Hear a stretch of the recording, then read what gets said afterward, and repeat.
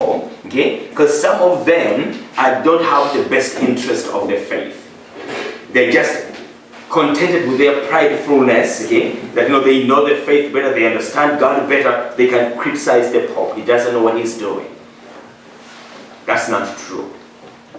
Jesus has prayed for him that his faith may not fail because of the enormous responsibility he gave to him.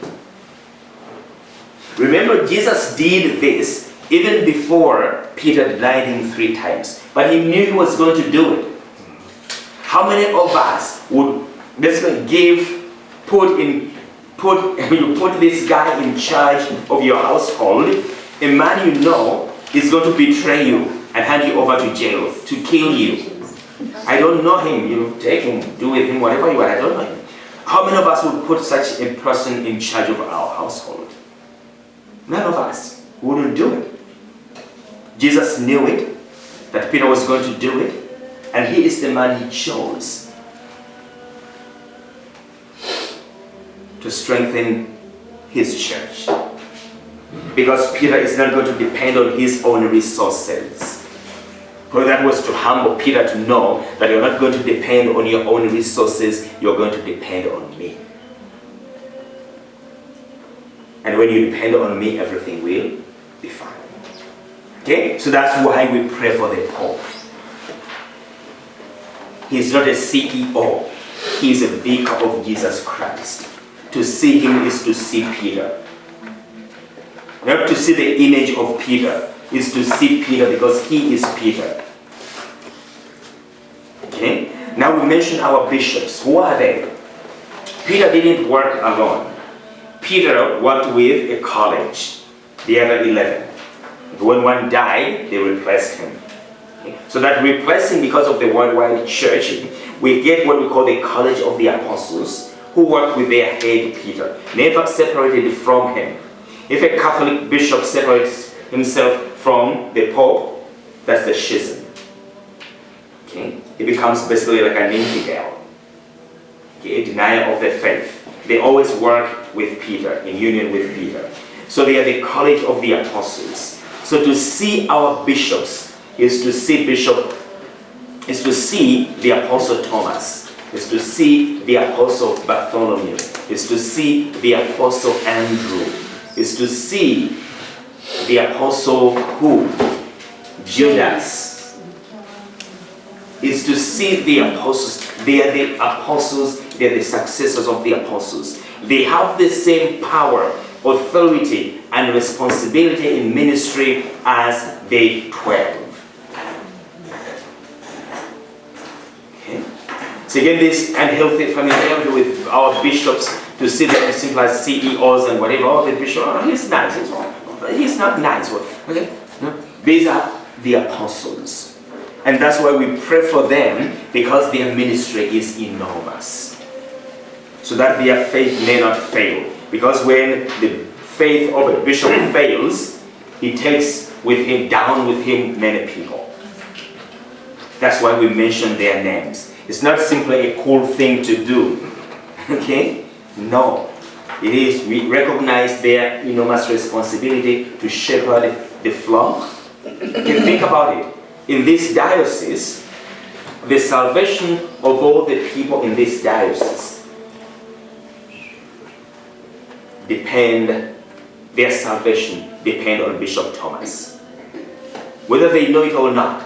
They may be Protestants, they may be whatever, okay? But their salvation depends on him, and he knows it. Okay? Let's go to 1 Timothy, I think.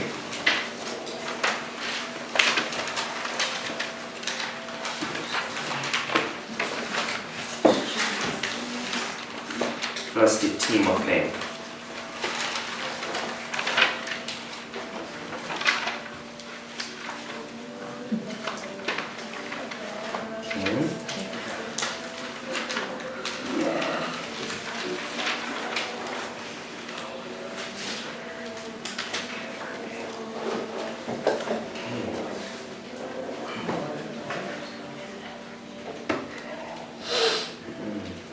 Okay, let's go to chapter 3, the first letter of Paul to Timothy, 1 Timothy,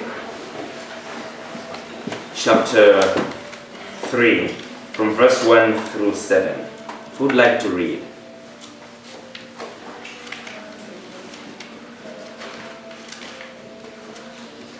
Okay. Okay. Chapter 3, verse 1 through 7.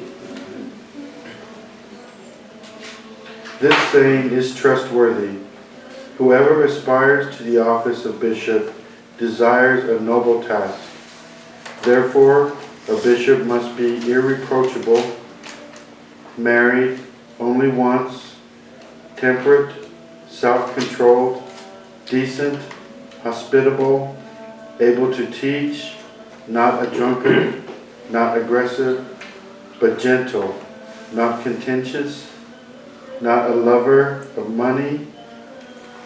He must manage his own household well, keeping his children under control with perfect dignity. For if a man does not know how to manage his own household, how can he take care of the church of God? He should not be a recent convert, so that he may not become conceited and thus incur the devil's punishment. Now this verse 7 is what we are looking for, okay? He must also have a good reputation among outsiders, so that he may not fall into disgrace, the devil's trap. Okay? So, because those outsiders, okay, also need salvation. And so, they must in some way relate, okay, to this man so that they may, be drawn to Jesus Christ. So, that's why we pray for the Pope and our bishops. It is our duty as a flock. Because if we pray for them and their faith is strong, we are strong. If we don't, then, and simply criticize them, we are not doing ourselves any service. So although we cannot mention every member of the church throughout the world, all are present in mystery. And naming the Pope and the Bishop is designated to make us aware of their presence. We also name, not one by one, but as a whole, everybody in the world, meaning those who do not know Christ, or those who refuse to believe in Him. So we pray, for example, may this sacrifice of our reconciliation, we pray, O Lord, because prayer 3, advance the peace and salvation of all the world. So we name before the Father all who seek you with a sincere heart. We also name the deceased. Okay? So let's take a break. Okay?